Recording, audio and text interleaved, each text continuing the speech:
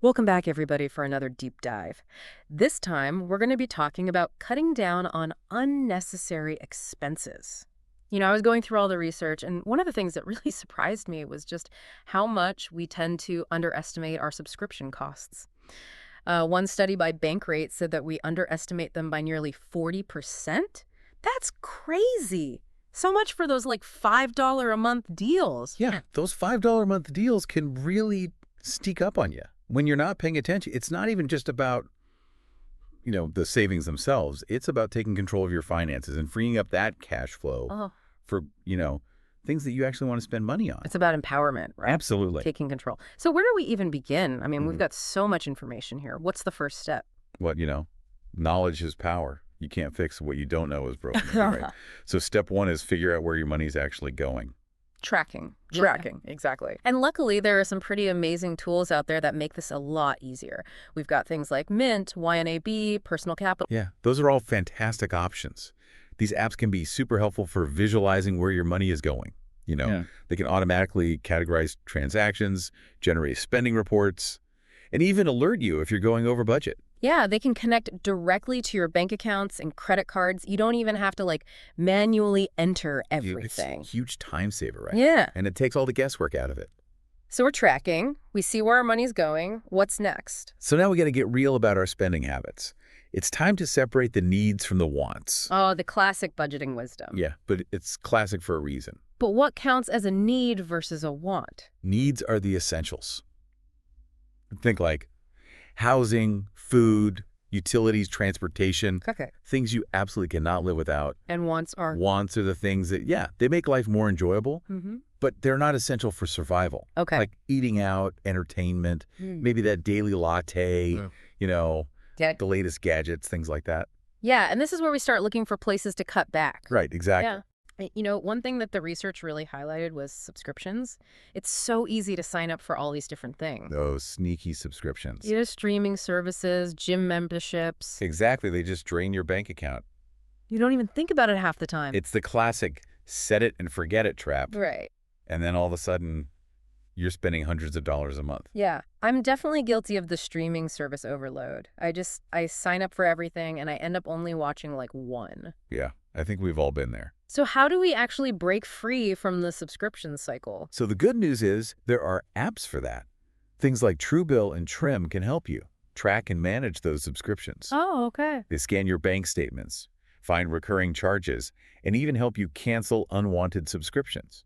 That's amazing. So they're like subscription superheroes. That's a great way to put it. They come in and they rescue you from those recurring charges. All right, so we've got our tracking apps, we've got our subscription busters. Let's talk about something this is a personal weakness of mine. Dining out. I love to go to restaurants. Oh, yeah. But the research from Forbes was pretty eye-opening. The average person spends over $3,000 a year on restaurants.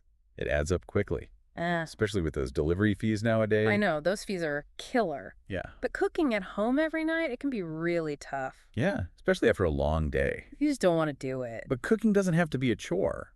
It can be fun. Put on some music, pour a glass of wine. I like where you're going with this. Make it an enjoyable experience. All right, so turn it into a mindful activity. Exactly. Instead of a chore. And think about the benefits beyond saving money. You have control over the ingredients, so you can eat healthier. Yeah. It's a great way to connect with family or loved ones. Yeah, and that sense of accomplishment when you create a delicious meal from scratch.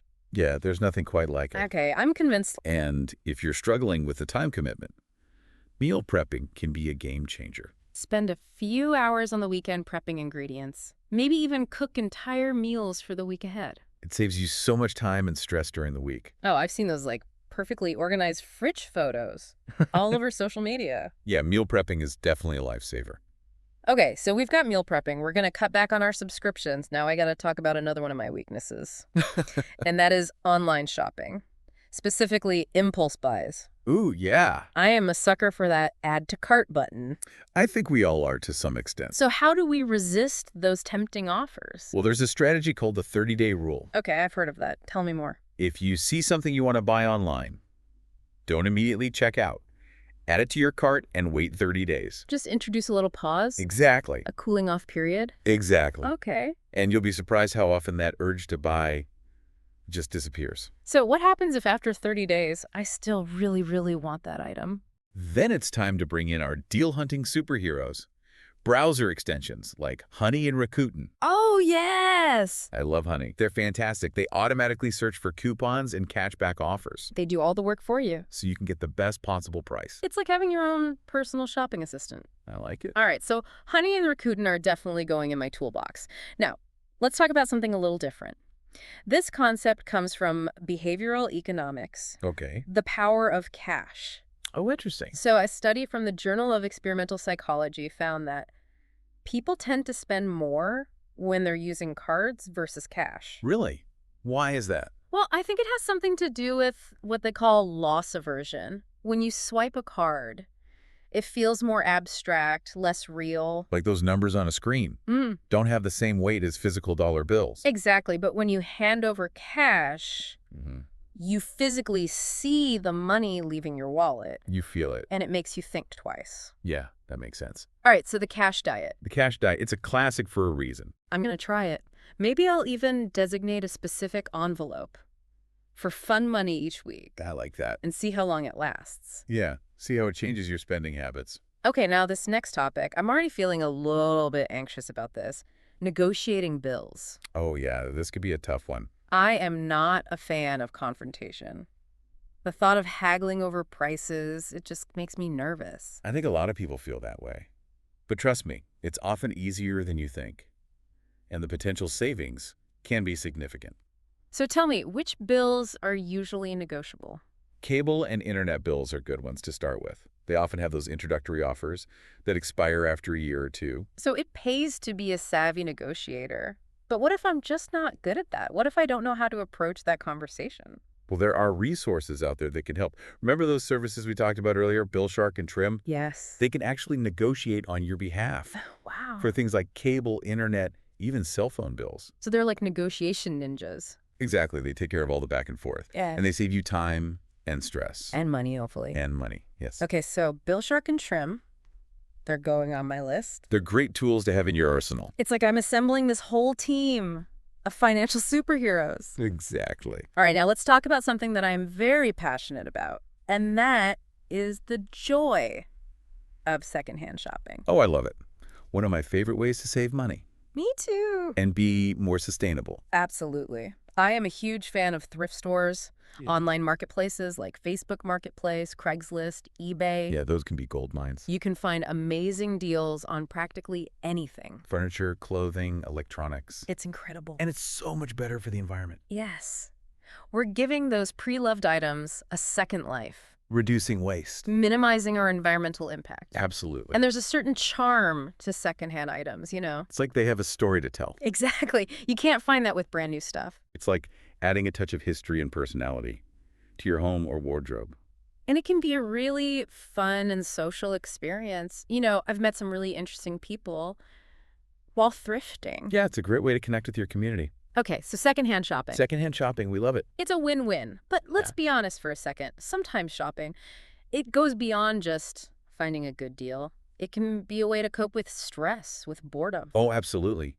Retail therapy is a real thing, It is. and it can be problematic if it becomes a habit. So how do we break that cycle? The first step is awareness.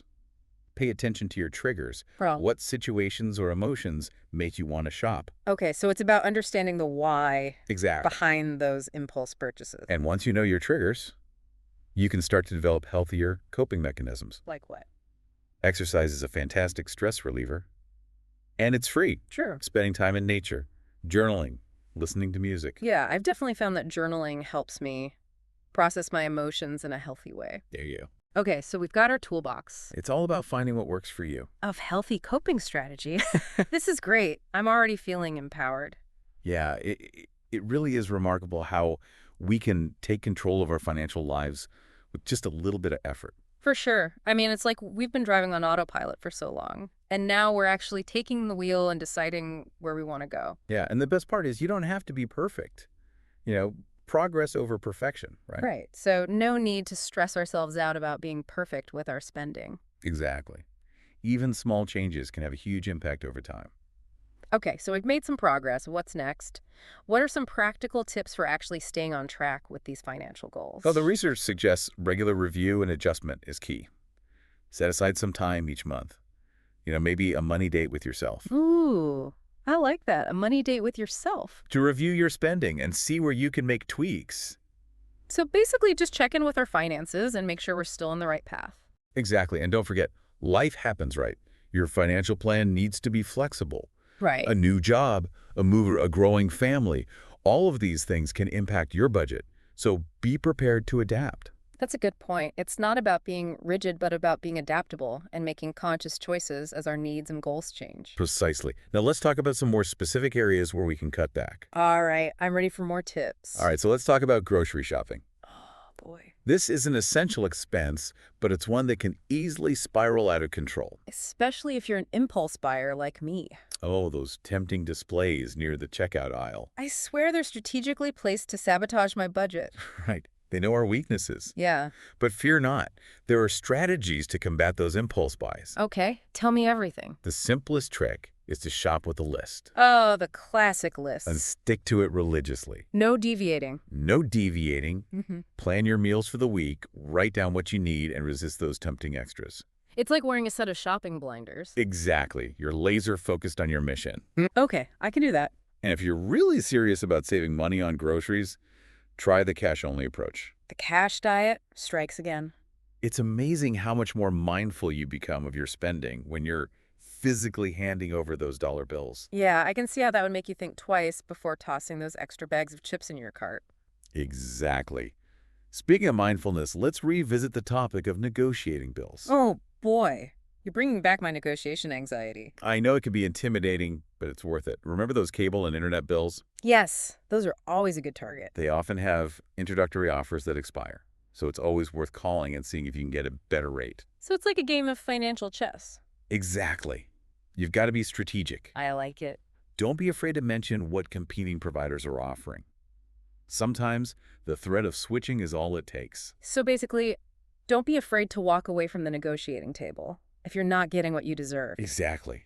And if you're still not comfortable with the negotiation process, remember, Bill Shark and Trim, Our financial knights in shining armor. they can handle those tricky negotiations for you, saving you time, stress, and potentially a lot of money. It's like having a whole team of financial superheroes on my side. That's the spirit. Yeah. Find the tools and resources that empower you. Okay, I love it. Now let's revisit the joys of secondhand shopping. Ooh, yes. More thrift talk. It's a treasure hunt for unique and affordable finds, and it's so much better for the environment. A win-win for our wallets and the planet. Exactly. You're giving those pre-loved items a second life and reducing your environmental impact. Okay, so where do we find the best secondhand treasures? Online marketplaces are great. Facebook Marketplace, Craigslist, eBay. I love browsing those sites. And don't forget about thrift stores. You can find some real gems there. Absolutely. Any tips for navigating those online marketplaces? Patience is key. It might take some time to find what you're looking for, but the thrill of the hunt is part of the fun. Okay, so we've got to be patient and persistent. Exactly. Set up alerts for specific items so you'll be notified as soon as they're listed. Ooh, that's a good tip. And don't be afraid to haggle a bit on the price, especially if you're buying from a private seller. So it's a treasure hunt and a negotiation game all rolled into one. I love it. Sign me up. Now let's shift gears to a topic that can be a bit sensitive, the emotional side of spending. Oh, yes. We've all been there. Retail therapy to cope with a bad day or a stressful week. Right. It's human nature to seek comfort and distraction, and shopping can provide that. But it's important to recognize when those spending habits are becoming unhealthy. So how do we break the cycle of emotional spending? How do we become more mindful of those triggers? Self-awareness is key. Pay attention to your triggers. What situations or emotions make you want to shop? Is it stress, boredom, loneliness, or something else? So basically, become a detective of our own emotions. Exactly. Once you identify your triggers, you can start to develop healthier coping mechanisms. Okay, so what are some healthier ways to cope with those emotions? Instead of heading to the mall, try going for a walk in nature, calling a friend, or listening to your favorite music. Find activities that nourish your soul without draining your bank account. I love that. Find those feel-good activities that don't come with a price tag. Exactly. And if you're really struggling with emotional spending, don't hesitate to seek professional help. That's a good reminder. Sometimes talking to a therapist can provide the clarity and accountability we need to make lasting changes. Absolutely, remember, you're not alone on this journey. Okay. I'm feeling empowered and inspired. This conversation has been so helpful. I'm glad to hear that. Remember, it's all about progress, not perfection. Yeah. Take it one step at a time, celebrate your wins, and don't be afraid to ask for help. That's great advice. And on that note, let's move on to the final part of our deep dive into cutting unnecessary expenses. All right, so we're on to the final part of our deep dive. We've talked about tracking, subscriptions, the cash diet, even secondhand shopping. What else is there? Well, I think it's a good time to kind of zoom out a little bit. Look at the bigger picture. Okay, I like that. What's the takeaway? I think it all boils down to aligning your spending with your values. Hmm. It's not just about saving money. It's about using your money as a tool to create the life you want. So it's about making conscious choices that really reflect what matters to you. Absolutely. It's not just about pinching pennies, it's about living a life that you're proud of. Exactly. And there's no one right way to do it, right? Everyone's different. Everyone has different needs and goals. What works for one person might not work for another. Right. So find what works for you. Find your own path. But are there any universal principles, some things that can guide us no matter what our individual circumstances are? I think awareness is key. Just paying attention to where your money's going, tracking your spending, identifying your triggers. It's like shining a light on those hidden spending patterns Right. so we can make conscious choices. Yeah, mindful spending. And that mindfulness, it goes beyond just our own individual choices, right? Absolutely. It's also about being aware of the impact of our spending, on the world around us. Right, like our choices as consumers, they have ripple effects. Exactly. We have the power to support businesses that align with our values. So our spending choices can actually be a form of activism. I think so. That's a powerful thought. Yeah, and it brings us back to that idea of alignment. Right, aligning our spending with our values. Asking yourself, does this purchase bring me joy? Does it support my goals? Does it contribute to the life I want to live? Those are some great questions to Yeah, ask. it's a good little check-in. And of course, no one's perfect. Of course not. We all make mistakes. We all slip up. We all make impulse purchases. But it's about learning from those experiences and continuing to grow. Progress, not perfection. I love that. And remember, you don't have to do this alone. That's There important. are so many resources available. Yeah, from budgeting apps to financial advisors, there's help out there for everyone, And don't underestimate the power of community. right? Talking to friends and family. Support groups. Yeah, even online forums. It's amazing how helpful it can be to connect with others. Sharing tips and strategies. Celebrating each other's successes. Yeah, we're all in this together. We are. We're all on a journey toward financial well-being. Well, this has been such an insightful deep dive. Thank you. I feel like I've learned so much about cutting back on unnecessary expenses and just overall creating a more fulfilling and financially secure life. I'm so glad to hear that. Thank you so much for sharing your expertise with us today. It was my pleasure. And to all of our amazing listeners out there, thank you for joining us on this deep dive. We hope you found it helpful and inspiring. And if you're ready to take action, we encourage you to choose one unnecessary expense and cut back on it this week. You can share your progress with us on social media using the hashtag deep dive savings. We'd love to hear from you. And until next time, happy saving.